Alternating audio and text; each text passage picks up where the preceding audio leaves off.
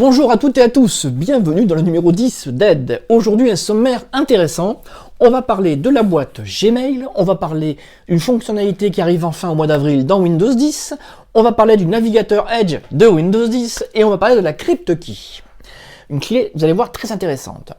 Alors on va parler de Gmail, c'est la news rigolote, je vous explique pourquoi, parce que depuis le week-end dernier, désormais, vous pouvez recevoir des pièces jointes pouvant aller jusqu'à 50 mégaoctets. Alors à l'origine c'était 25, donc c'est doublé, c'est fabuleux, c'est fantastique. Moi j'ai carrément bu un verre de champagne pour fêter ça, enfin vraiment voilà. Sauf que si on s'intéresse de près à la news, on se rend compte d'une chose ahurissante et aberrante. Vous pouvez recevoir jusqu'à 50 mégaoctets, mais vous ne pouvez en envoyer que pour 25 mégaoctets maximum, c'est-à-dire comme avant, voilà. Donc ça veut dire que je peux recevoir 50 mégaoctets, mais pas de chez quelqu'un qui est chez Gmail, chez quelqu'un d'autre. Sauf que, alors, je suis allé voir sur Wikipédia, alors c'est peut-être pas la source la plus précise, mais moi je suis allé voir un petit peu les principaux concurrents en termes de boîtes, et force est de constater qu'on est entre 5 et 25 mégaoctets, et en moyenne, là, les trois quarts, c'est entre 5 et 25 mégaoctets. Bon, voilà, donc j'arrive pas à comprendre qui a eu cette idée là chez Google. Alors peut-être que c'est une façon de doper l'utilisation de Google Drive, je ne sais pas. Alors voilà, c'était juste pour vous dire que on se demande des fois ce qui leur passe par la tête. Voilà, allez, on parle de la news numéro 2, on va parler de Windows 10. Ça fait longtemps que j'ai pas parlé de Windows 10, hein. Allez, écoutez, au mois d'avril, il y a une grosse mise à jour importante, la Creator Update. Et ce qui est intéressant, c'est qu'enfin, le système de mise à jour a été un petit peu revu. Je ne sais pas si vous avez subi ça, mais beaucoup de gens ont eu des redémarrages intempestifs, ont eu des grosses boîtes de dialogue où c'était pas évident d'annuler une mise à jour. Et franchement, je trouvais ça très irritant.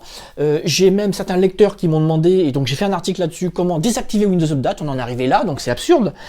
Parce que si vous faites quelque chose de très important, que vous soyez un professionnel ou pas, vous êtes en train de travailler sur quelque chose de très important et le logiciel vous enquiquine en vous demandant un redémarrage là, maintenant, tout de suite. Bon, voilà.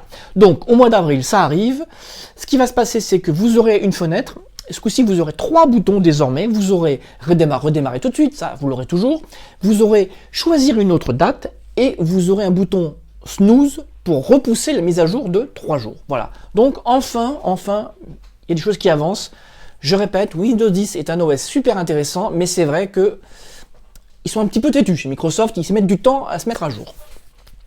On va rester un petit peu dans Windows 10, parce qu'on va parler d'Edge. Alors Edge, Microsoft s'étonne que Edge n'ait que 5,5% de part du marché, il s'étonne.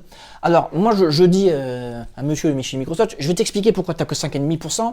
C'est que d'abord tu l'imposes, oui tu l'imposes en Windows 10, mais tu n'es utilisable que sur Windows 10. Donc déjà ça limite quand même vachement. Si tu veux l'utiliser sur Windows 8 ou Windows 7, tu peux pas. Ensuite, ce navigateur, quand ton Windows 10 il est sorti, ton navigateur il était même pas foutu, il était même pas correctement foutu.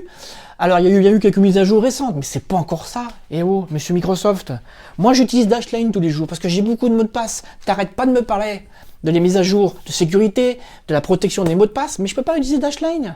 Voilà, donc il y a quasiment aucune extension compatible intéressante. Voilà, donc tu te demandes pourquoi Edge il n'est pas utilisé, peut-être parce que tu fais pas ce qu'il faut pour. Voilà. Alors, juste pour que tu y réfléchisses, monsieur Microsoft, il faut quand même savoir que Chrome il a 58%, hein, que Firefox il a 12%. Alors ton Internet Explorer pourri, hein, lui il a encore 19%. Alors comme tu vois, le message il a du mal à passer. Voilà. Donc si tu veux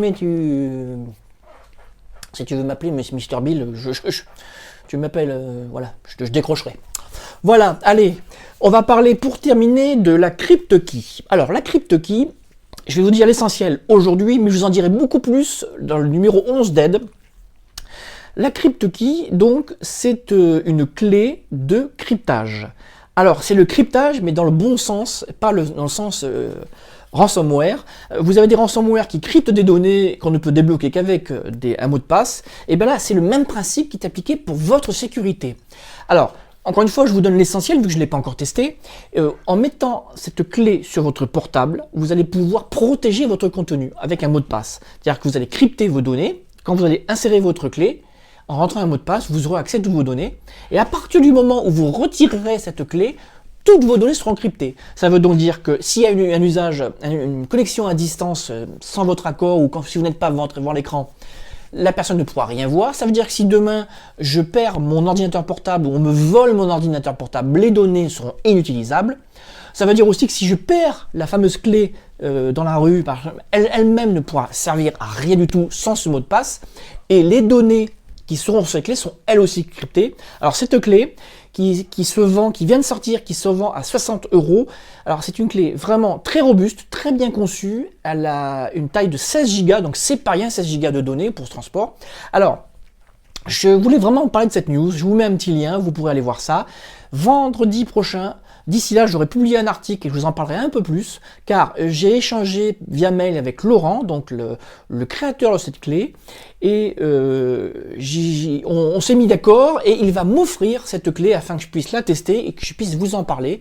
Voilà, donc je le remercie. Je l'ai eu par mail il y a encore quelques minutes où on en a parlé, donc c'est bon, c'est en plus le paquet est déjà parti, donc sous peu je reçois ça, je teste ça, et là franchement c'est vraiment la solution, je pense, à tous les problèmes, les soucis quand on transporte des données professionnelles ou non, parce qu'on a sa vie privée sur un ordinateur portable qu'on balade partout. Voilà, donc je vous en parle la semaine prochaine. Voilà, eh bien, écoutez, avant de vous quitter, eh bien, je vous remercie de m'avoir suivi jusque-là. Je vous remercie de vous abonner à la chaîne si ce n'est pas déjà fait. Bien sûr, vous parlez d'SOS PC, du forum, du garage du PC et de la chaîne à votre entourage. Je vous dis à bientôt pour le numéro 11.